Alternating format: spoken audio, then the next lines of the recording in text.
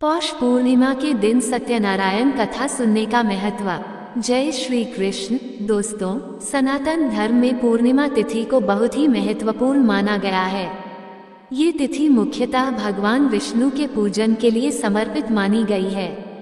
इसके साथ ही पूर्णिमा के दिन सत्यनारायण की कथा का पाठ करना बहुत ही शुभ माना गया है। पौष पूर्णिमा पर सत्यनारायण भगवान की कथा पढ़ने और सुनने की परंपरा है। इससे साधक के सभी दुख दर्द दूर होते हैं और भक्तों की सभी मनोकामनाएं पूर्ण होती हैं कि सत्यनारायण की कथा पढ़ने से व्यक्ति को कई सीख मिलती हैं। जैसे इस कथा से जुड़ा अपना संकल्प कभी नहीं भूलें और कभी भी भगवान के प्रसाद का अपमान न करें। सत्यनारायण कथा सुनने से सभी मनोकामनाएं पूरी होती हैं। स्कंद पुराण के मुताबिक सत्यनारायण भगवान विष्णु का स्वरूप है। श्री हरि विष्णु से जीवन की सभी समस्याएं दूर होती हैं। सत्यनारायण कथा आमतौर पर सुबह और शाम दोनों समय की जाती है। शाम के समय कथा करना ज्यादा शुभ माना जाता है।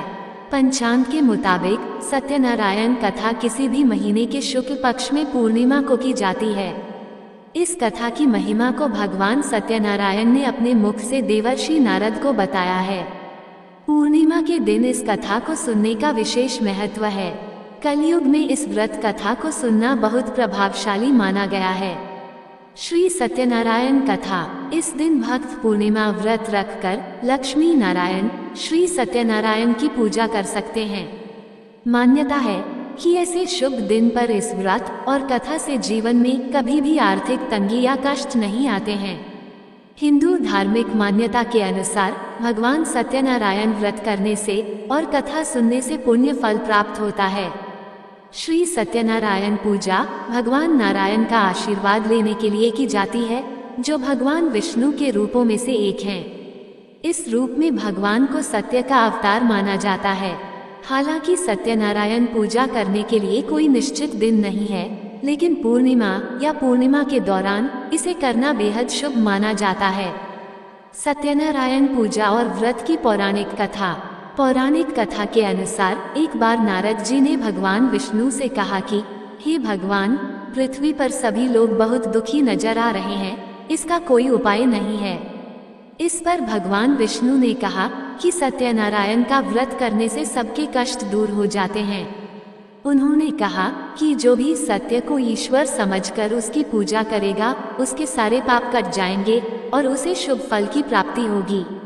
श्री सत्यनारायण कथा। प्रथम अध्याय। एक समय की बात है, नैमिषारण्य तीर्थ में शनिकादि 88,000 ऋषियों ने श्री सूत जी से पूछा, है प्रभु, इस कलियुग में वेद विद्या रहित मनुष्यों को प्रभु भक्ति किस प्रकार मिल सकती है तथा उनका उद्धार कैसे होगा? ये मुनि श्रेष्ठ, कोई ऐसा तप बताए जिससे थोड़े समय में ही पुण्य मिले और मनवांछित फल भी मिल जाए। इस प्रकार की कथा सुनने की हम इच्छा रखते हैं। सर्व शास्त्रों के ज्ञाता सूत जी बोले, थे वैष्णवों में पूज्य, आप सभी ने प्राणियों के हित की बात पूछी है, इसलिए मैं एक ऐसे श्रेष्ठ व्रत को आप लोगों को बताऊंगा जिसे नारद जी ने लक्ष्मी नारायण जी से पूछा था और लक्ष्मीपति ने मुनिश्रेष्ठ नारद जी से कहा था। आप सब इसे ध्यान से सुनिए। एक समय की बात है, योगीराज नारद जी दूसरों के हित की इच्छा लिए अनेकों लोकों में घूमते हुए मृत्युलोक में आ पहुँचे। यहाँ उन्होंने अनेक योनियों में जन्मे प्रायः सभी मनुष्यों को अपने कर्मों द्वारा अनेकों दुखों से पीड़ित देखा। उनका दुख देख नारद जी सोचने लगे कि कैसा यत्न किया जाए जिसके करने से निश्चित रूप से मानव के दुखों का अंत हो जाए। इसी विचार पर मनन करते हुए वह विष्णुलोक में गए। वहाँ वह देवों के ईश भगवान नारायण की स्तुति करने लगे, जिनके हाथों में शंख, चक्र, गदा और पद्म थे, गले में वरमाला पहने हुए थे। स्तुति करते हुए नारद जी बोले, हे भगवान, आप अत्यंत शक्ति से संपन्न हैं, मन तथा वाणी भी आपको नहीं पा सकती हैं। आपका आदि, मध्य तथा अंत नहीं है। निर्गुण स्वरूप सृष्टि के कारण भक्तों के दुख को दूर करने वाले आपको मेरा नमस्कार है। नारद जी की स्तुति सुन विष्णु भगवान बोले, के मुनिश्रेष्ठ, आपके मन में क्या बात है? आप किस काम के लिए पधारे हैं? उसे निसंकोच कहो। इस पर नारद मुनि बोले कि मृत्युलोक में अनेक योनियों में जन्मे मनुष्य अपने कर्मों के द्वारा अनेकों दुख से दुखी हो रहे हैं। हे नाथ, आप मुझ पर दया रखते हैं तो बताइए कि वो मनुष्य थोड़े प्रयास से ही अपने दुखों से कैसे छुटकारा पा सकते हैं। श्रीहरि बोले, हे नारद, मनुष्यों की भलाई के लिए तुमने बहुत अच्छी बात पूछी है। जिसके करने से मनुष्य मोह से छूट जाता है, वह बात मैं कहता हूँ, उसे सुनो। स्वर्ग लोक व मृत्युलोक दोनों में एक दुर्लभ उत्तम व्रत है जो पुण्य देने वाला है। आज प्रेमवश होकर मैं उसे तुमसे कहता हूँ। श्री सत्यनारायण भगवान का ये व्रत अच्छी तरह विधान पूर्वक करके मनुष्य तुरंत ही यहाँ सुख भोग कर मरने पर मोक्ष पाता है। श्रीहरि के वचन सुन नारद जी बोले कि उस व्रत का फल क्या है और उसका विधान क्या है। यह व्रत किसने किया था, इस व्रत को किस दिन करना चाहिए, सभी कुछ विस्तार से बताएं। नारद की बात सुनकर श्रीहरि बोले, दुख व शोक को दूर करने वाला यह व्रत सभी स्थानों पर विजय दिलाने वाला है। मानव को भक्ति व श्रद्धा के साथ शाम को श्री सत्यनारायण की पूजा धर्मपरायण होकर ब्राह्मणों व बंधुओं के साथ करनी चाहिए। भक्ति भाव से ही नैवेद्य, केले का फल, घी, दूध और गेहूं का आटा सवाया लें। गेहूं के स्थान पर साठी का आटा, शक्कर तथा गुड़ लेकर वह सभी भक्षण योग्य पदार्थों को मिलाकर भगवान का भोग लगाएं। ब्राह्मणों सहित बंधु बांधवों को भी भोजन कराएं, उसके बाद स्वयं भोजन करें। भजन कीर्तन के साथ भगवान की भक्ति में लीन हो जाएं। इस तरह से सत्यनारायण भगवान का ये व्रत करने पर मनुष्य की सारी इच्छाएं निश्चित रूप से पूरी होती हैं। इस कलिकाल अर्थात कलियुग में मृत्युलोक में मोक्ष का यही एक सरल उपाय बताया गया है। इति श्री सत्यनारायण व्रत कथा का प्रथम अध्याय संपूर्ण। श्रीमन नारायण नारायण नारायण, भज मन नारायण नारायण नारायण। श्री सत्यनारायण भगवान की जय। श्री सत्यनारायण कथा द्वितीय अध्याय। सूत जी बोले, के ऋषियों, जिसने पहले समय में इस व्रत को किया था उसका इतिहास कहता हूँ, ध्यान से सुनो। सुंदर काशीपुरी नगरी में एक अत्यंत निर्धन ब्राह्मण रहता था। भूख प्यास से परेशान वह धरती पर घूमता रहता था। ब्राह्मणों से प्रेम करने वाले भगवान ने एक दिन ब्राह्मण का वेश धारण कर उसके पास जाकर पूछा, हे विप्र, नित्य दुखी होकर तुम पृथ्वी पर क्यों घूमते हो? दीन ब्राह्मण बोला, मैं निर्धन ब्राह्मण हूँ, भिक्षा के लिए धरती पर घूमता हूँ। हे भगवान, यदि आप इसका कोई उपाय जानते हो तो बताइए। वृद्ध ब्राह्मण कहता है कि सत्यनारायण भगवान मनोवांछित फल देने वाले हैं, इसलिए तुम उनका पूजन करो। इसे करने से मनुष्य सभी दुखों से मुक्त हो जाता है। वृद्ध ब्राह्मण बनकर आए। सत्यनारायण भगवान उस निर्धन ब्राह्मण को व्रत का सारा विधान बताकर अंतर्धान हो गए। ब्राह्मण मन ही मन सोचने लगा कि जिस व्रत को वृद्ध ब्राह्मण करने को कह गया है, मैं उसे जरूर करूँगा। ये निश्चय करने के बाद उसे रात में नींद नहीं आई। वह सवेरे उठकर सत्यनारायण भगवान के व्रत का निश्चय कर भिक्षा के लिए चला गया। उस दिन निर्धन ब्राह्मण को भिक्षा में बहुत धन मिला, जिससे उसने बंधु बांधवों के साथ मिलकर श्री सत्यनारायण भगवान का व्रत संपन्न किया। भगवान सत्यनारायण का व्रत संपन्न करने के बाद वह निर्धन ब्राह्मण सभी दुखों से छूट गया और अनेक प्रकार की संपत्तियों से युक्त हो गया। उसी समय से यह ब्राह्मण हर माह इस व्रत को करने लगा।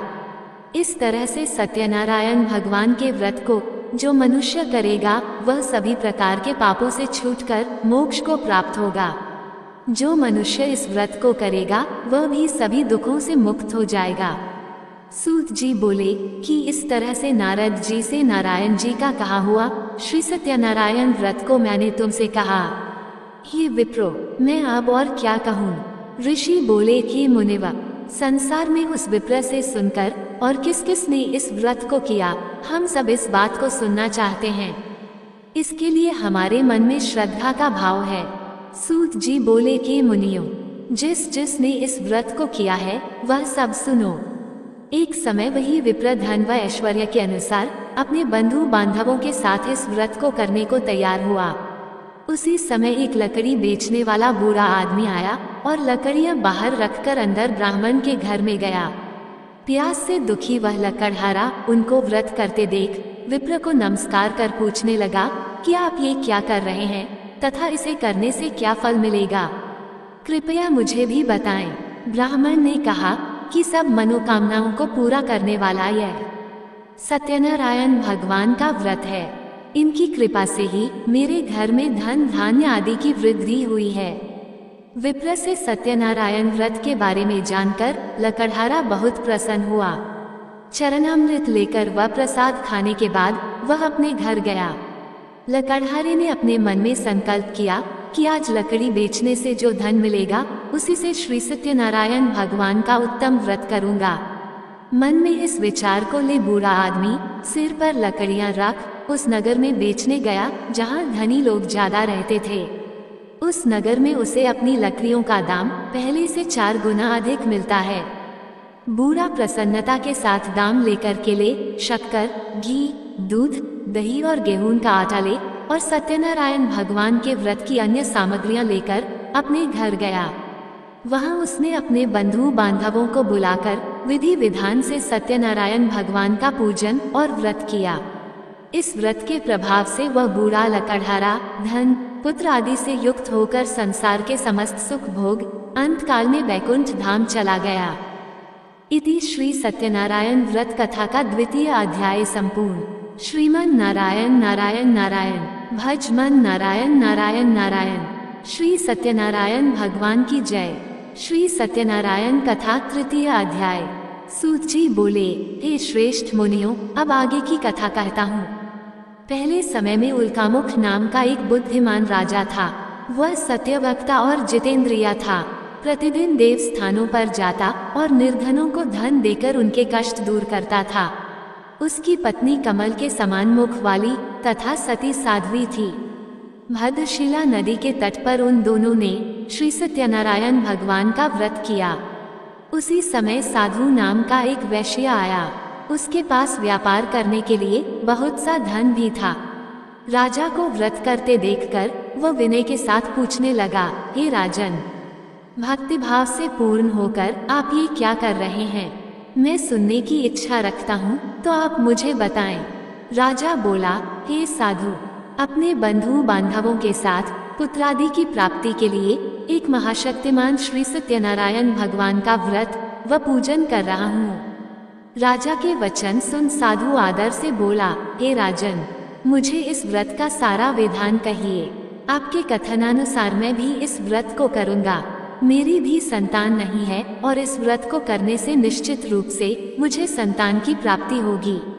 राजा से व्रत का सारा विधान सुन व्यापार से निवृत्त हो वह अपने घर गया।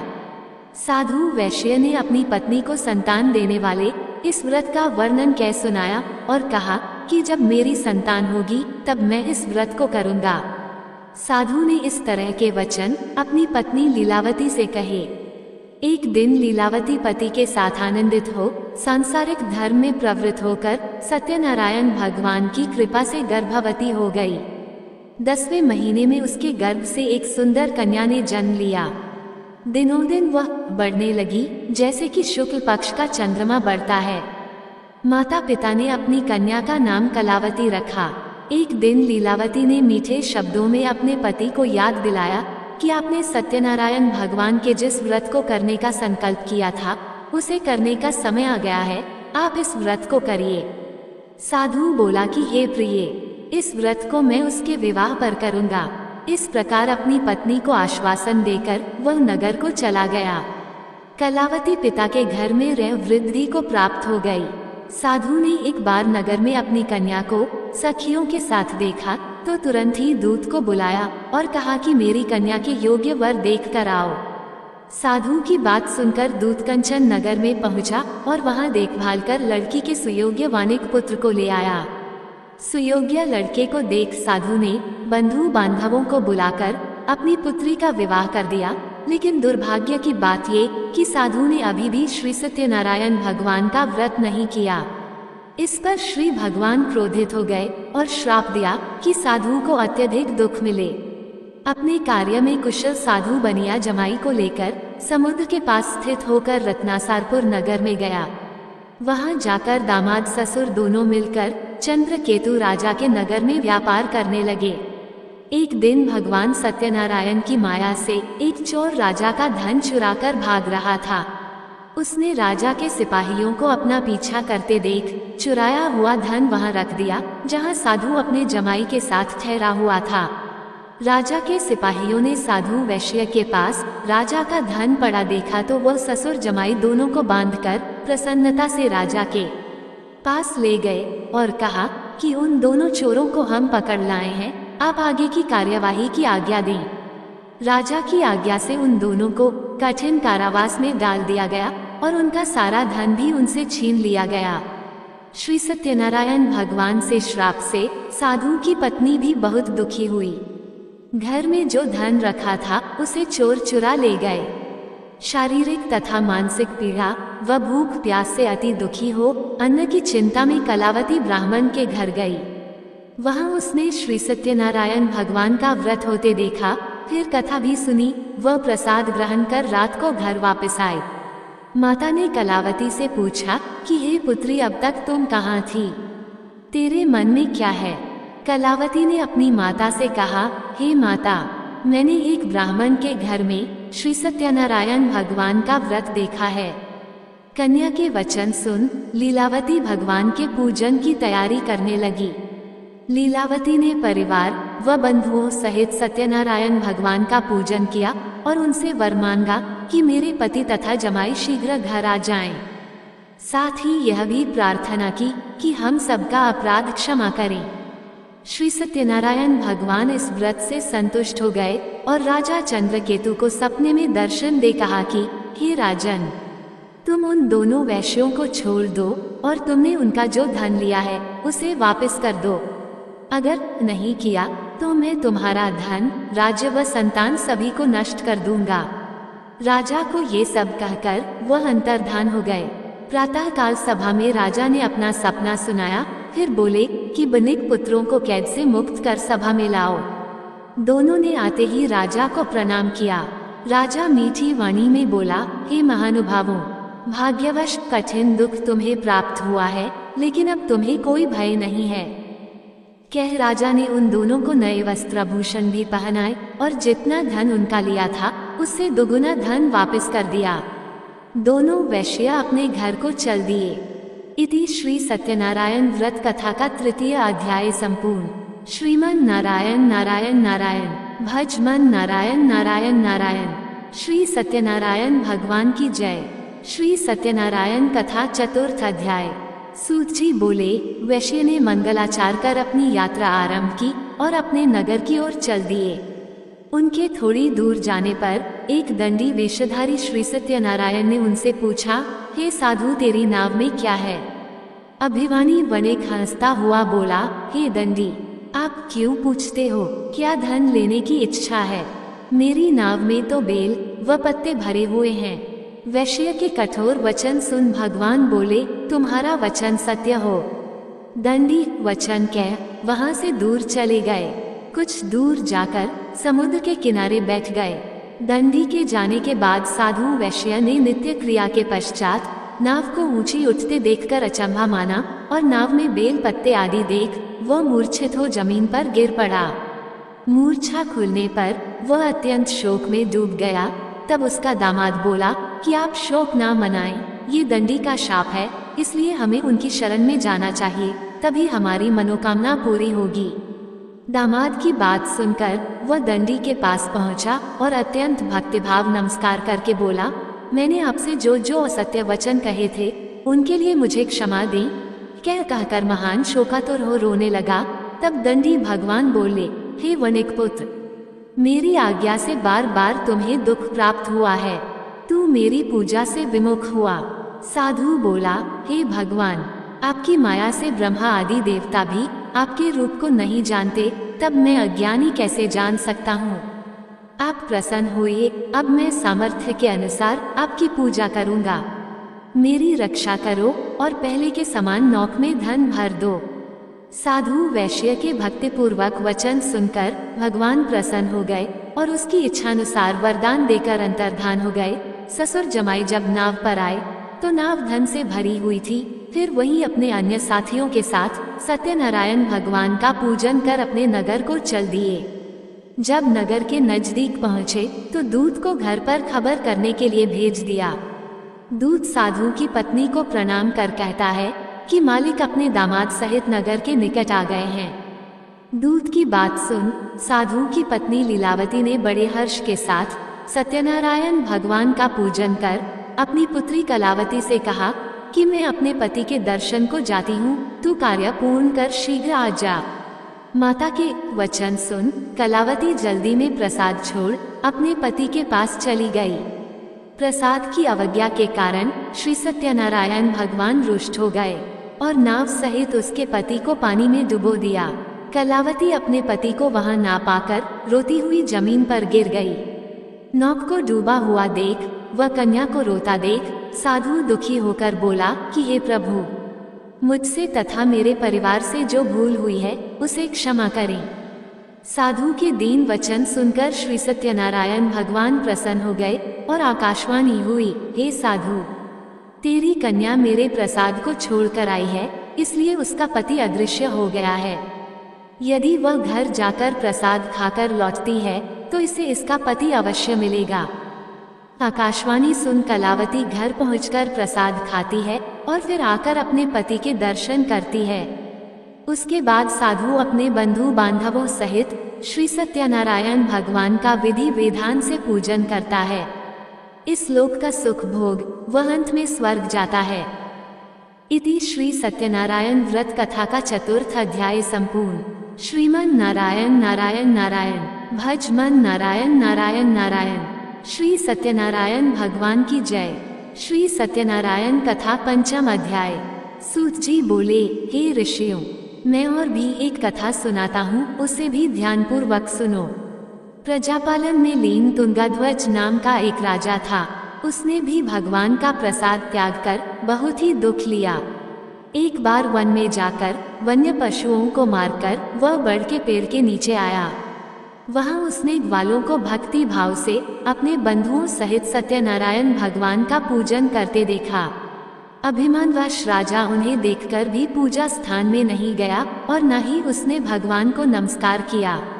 ग्वालों ने राजा को प्रसाद दिया, लेकिन उसने वह प्रसाद नहीं खाया और प्रसाद को वहीं छोड़ वह अपने नगर को चला गया। जब वह नगर में पहुंचा तो वहां सब कुछ तहस नहस हुआ पाया तो वह शीघ्र ही समझ गया कि यह सब भगवान ने ही किया है। वह दोबारा ग्वालों के पास पहुंचा और विधि पूर्वक पूजा करके प्रसाद खाया तो श्री सत्यनारायण भगवान की कृपा से सब कुछ पहले जैसा हो गया। दीर्घ काल तक सुख भोगने के बाद मरणोपरांत उसे स्वर्गलोक की प्राप्ति हुई। जो मनुष्य परम दुर्लभ इस व्रत को करेगा तो भगवान सत्यनारायण की अनुकंपा से उसे धन धान्य की प्राप्ति होगी। निर्धन धनी हो जाता है और भयमुक्त हो जीवन जीता है। संतानहीन मनुष्य को संतान सुख मिलता है और सारे मनोरथ पूर्ण होने पर मानव अंतकाल में वैकुंठ धाम को जाता है। सूत जी बोले, जिन्होंने पहले इस व्रत को किया है अब उनके दूसरे जन्म की कथा कहता हूँ। वृद्ध शतानंद ब्राह्मण ने सुदामा का जन्म लेकर मोक्ष की प्राप्ति की। लकड़हारे ने अगले जन्म में निषाद बनकर मोक्ष प्राप्त किया। उल्कामुख नाम का राजा दशरथ होकर वैकुंठ को गए। महाराज तुंगाध्वज ने स्वयंभू होकर भगवान में भक्ति युक्त होकर कर मोक्ष पाया। इति श्री सत्यनारायण व्रत कथा का पंचम अध्याय संपूर्ण। श्रीमन नारायण नारायण नारायण भज मन नारायण नारायण नारायण। श्री सत्यनारायण भगवान की जय। सत्यनारायण पूजा और व्रत का महत्व। वैदिक ज्योतिष के अनुसार सत्यनारायण व्रत रखने से भगवान विष्णु से स्वास्थ्य, समृद्धि, धन और वैभव की प्राप्ति होती है। साथ ही यह भी माना जाता है कि इस दिन व्रत करने और पूरी श्रद्धा और विश्वास के साथ सत्यनारायण कथा का पाठ करने से सभी संकट दूर हो जाते हैं। सत्यनारायण व्रत की पूजा विधि। शास्त्रों के अनुसार इस व्रत को करने से शुभ फल की प्राप्ति होती है, ऐसा माना जाता है। पूजा सुबह के साथ साथ शाम को भी की जा सकती है और शाम को सत्यनारायण पूजा करना अधिक उपयुक्त माना जाता है। इस दिन सुबह जल्दी उठकर जल में गंगाजल मिलाकर स्नान करना चाहिए। इसके बाद सत्यनारायण की मूर्ति को स्थापित करें और उसके चारों ओर केले के पत्ते बांध दें। पंचामृतम दूध, शहद, घी, मक्खन, दही और चीनी का मिश्रण का उपयोग देवता को साफ करने के लिए किया जाता है, आमतौर पर शालिग्राम, जो महाविष्णु का दिव्य पत्थर है। चौकी पर जल से भरा कलश रखें और देसी घी का दीपक जलाएं। अब सत्यनारायण की पूजा और कथा करें। भुने हुए आटे में शक्कर मिलाकर भगवान को अर्पित करें। प्रसाद में तुलसी जरूर डालें। पूजा के बाद प्रसाद बांटें। पूजा एक आरती के साथ समाप्त होती है, जिसमें भगवान की छवि या देवता के चारों ओर कपूर से जलाई गई एक छोटी सी आग की परिक्रमा होती है। आरती के बाद व्रतियों को पंचामृत और प्रसाद ग्रहण करना होता है। व्रती पंचामृत से व्रत तोड़ने के बाद प्रसाद ग्रहण कर सकते हैं। जय श्री कृष्णा। दोस्तों, आपको ये कथा कैसी लगी कृपया कमेंट करके जरूर बताएं। वीडियो पसंद आया हो तो लाइक करें और ऐसे ही और भी बहुत सारी कहानियों, कथाओं एवं जानकारियों को सुनने के लिए चैनल को सब्सक्राइब जरूर करें। धन्यवाद।